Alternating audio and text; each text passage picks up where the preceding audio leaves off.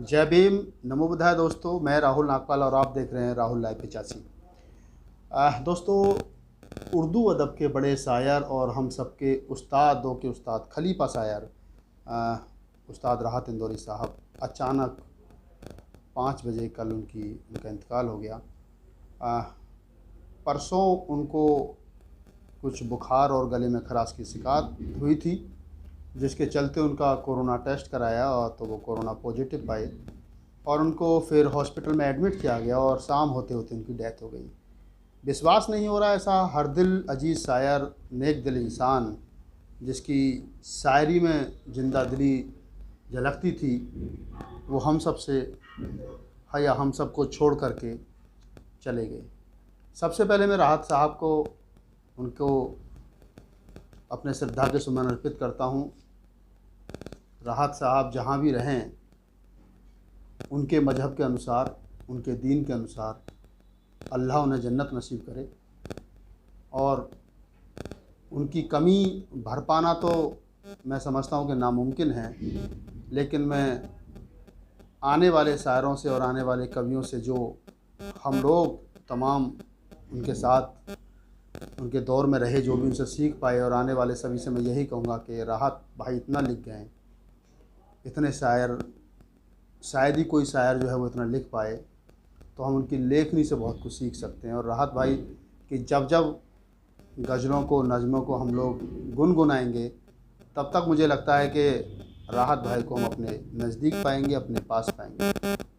राहत भाई का जन्म 1 जनवरी 1950 को इंदौर में हुआ और 11 अगस्त 2020 को वो हमें छोड़ करके चले गए। यानी लगभग 70 साल से कुछ महीने ज़्यादा वो हमारे बीच रहे। 70.5 साल की उम्र में स्वस्थ थे, ऐसी कोई बीमारी नहीं थी, लेकिन वो हमारे बीच नहीं है। राहत भाई के 4 बच्चे हैं। पहली जो राहत भाई की पत्नी थी सीमा राहत, सीमा इंदौरी भी उनको कहते हैं, उनके एक बेटी और 2 बेटा हैं। बेटी सबली इंदौरी और बेटा सतलज इंदौरी और छोटा बेटा फैज़ल इंदौरी। तीनों में से शायद आप एक को जानते होंगे, बिल्कुल डेफिनेट। सतलज इंदौरी जो है वो सतलज राहत के नाम से बहुत सारे मुशायरों में अपने फ़ादर के साथ में और अपने फ़ादर के बगैर, इंदौर राहत भाई के बगैर अलग से भी उन्होंने सैकड़ों मुशायरों में अपने शेर जो है वो सुनाए हैं, गज़ल सुनाई हैं। बहुत उम्दा शायर हैं सतलज भाई। और राहत भाई के बच्चे हैं तो सीधी सी बात है, बेटे हैं उनके, तो बहुत कुछ अपने फ़ादर से उन्होंने सीखा है। कपिल के शो में जब वो लास्ट टाइम आए थे तो तब अपने फ़ादर के साथ थे वो।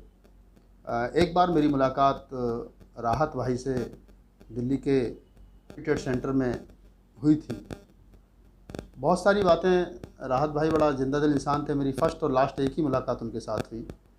बहुत सारे पत्रकार थे, बीबीसी हिंदी के पत्रकार वहाँ बैठे थे, तो उनका जो शेर था कि किसी के बाप का हिंदुस्तान थोड़ी है, उसको लेकर के कुछ लोग डिस्कस कर रहे थे। एक छोटी सी उम्र का लड़का राहत भाई को मंच पर खड़े होकर के इस शेर को कोट करके कि किसी के बाप का हिंदुस्तान थोड़ी है, वो राहत भाई को उल्ट कुछ अपशब्द कह रहा था। यानी राहत भाई के भारतीय होने पर आरोप लगा रहा था कि आपको पाकिस्तान दे दिया तो फिर आपके बाप का हिंदुस्तान कैसे है। तो राहत भाई ने, जब वो जो हिंदी बीबीसी हिंदी की पत्रकार थी, उसने राहत भाई से पूछा, तो राहत भाई ने ये जिक्र करते हुए कहा कि मैंने वो वीडियो देखा और मुझे बड़ा अफसोस हुआ कि मैंने जिस भारत का नाम, जिस हिंदुस्तान का नाम देश के बाहर 20 कंट्रियों में मुशायरों में जाकर के नाम रोशन किया, आज वहाँ का एक छोटी सी उम्र का लड़का मुझसे मेरे ऊपर ये सवाल खड़ा करेगा, मेरे भारतीय होने पर सवाल खड़ा करेगा। तो राहत भाई ने एक शेर में जवाब दिया और उन्होंने कहा कि जब मैं मर जाऊँ तो मेरी अलग पहचान लिख देना, जब मैं मर जाऊँ तो मेरी अलग पहचान लिख देना, मेरे पेशानी पे हिंदुस्तान लिख देना। पेशानी कहते हैं माथे को।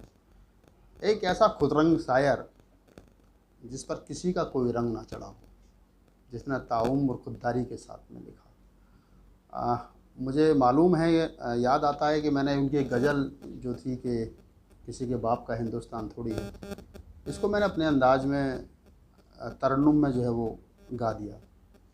वीडियो बहुत वायरल हुआ और राहत भाई तक जब वो वीडियो पहुंचा तो मैंने उसमें माफ़ी भी मांगी थी। मैं राहत भाई आपकी इजाज़त के बिना मैंने सुना दिया है, मैं माफ़ी चाहता हूँ, शागिर्द समझ के, बेटा समझ के माफ़ कर देना अगर कुछ गलती हो।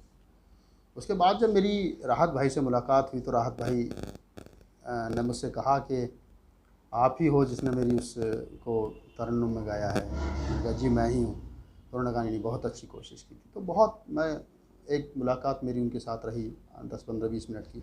बहुत नेक दिल इंसान। एक चीज़ शायद, एक बात बहुत कम लोगों को मालूम होगी, नई उम्र के लड़कों को ख़ास तौर से, कि राहत भाई जो हमारे उर्दू मुशायरों की एक बहुत बड़ी शायरा हैं, और अक्सर उनको उनके नाम से, उनकी शायरी के नाम से जो है लोग जानते हैं, अंजुम रहबर।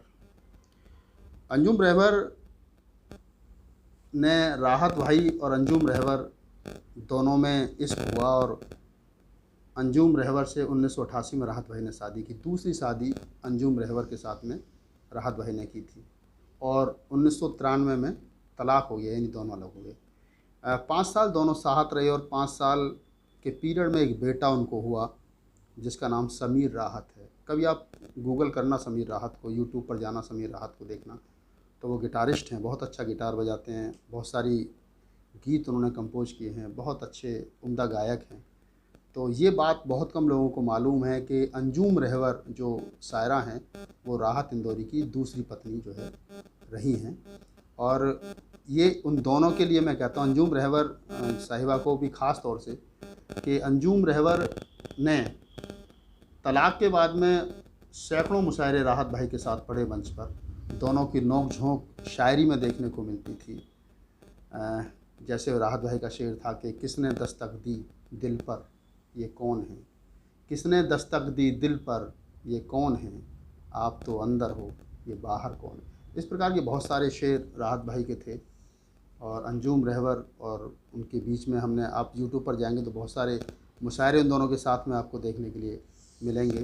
तो मैं चलते चलते बस यही कहूँगा कि राहत भाई जैसा इंसान सैकड़ों सालों में, हज़ारों सालों में पैदा होता है, जिसने इस गंगा जमुना तहजीब को ज़िंदा रखा हो, उसकी मोहब्बत को ज़िंदा रखा हो। और ख़ास तौर से राहत भाई के चाहने वाले जितने उर्दू को पढ़ने और लिखने वाले या उर्दू ज़ुबान के लोग थे, शायर थे, उससे कहीं ज़्यादा हमारे जैसे लोग थे कि जो आज उनके जाने से बहुत ज़्यादा दुखी हैं।